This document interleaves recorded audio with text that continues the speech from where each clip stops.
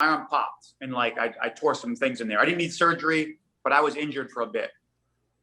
Okay, so you take 6 months off, and then you jump in at Combat Zone October 2nd, 2004 against future UFC star Joe Lauzon. Another Massachusetts guy. No? Yeah. Who was undefeated at this time, Joe Lauzon. And, you lost in the third round to rear naked choke. I could not find that video. I looked everywhere for it.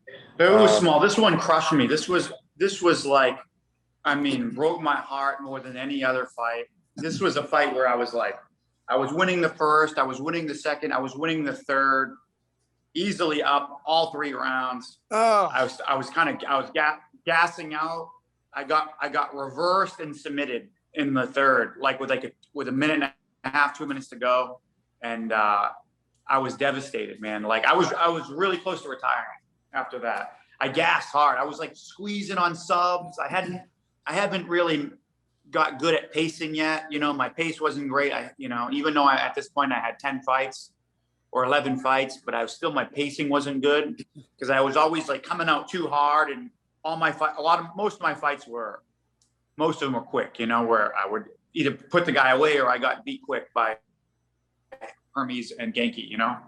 Mm-hmm. Very similar. I talked about when I fought Nick Diaz when he was a young guy, and I was already a veteran, and he beat me in a split decision. And I thought about quitting then too. So I know what you mean. You're just like, man, I'm getting beat by these young guys. Is this even what I need to be doing anymore? I'm wasting time. I know what you're talking about. Yeah.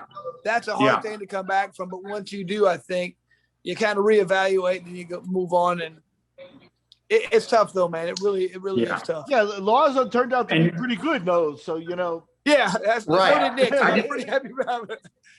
Yeah. And Diaz as well. But and I didn't know at that time. To me, I thought he was terrible. I'm like, this guy's terrible. Yeah. I'm like, what am I doing?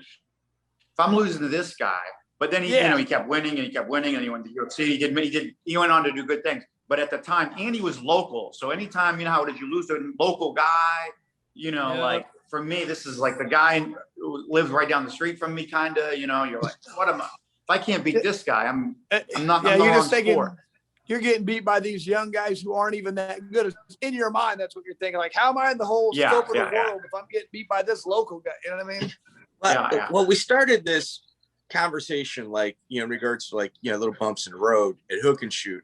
And Chris, one of my favorite conversations that I overhear him talking about with fighters is you've got to be a little bit delusional in regards to be good. Like you've got to, get your butt kicked and then walk out of there going, well, I can defeat every other person in the entire world. I want to get back in there again.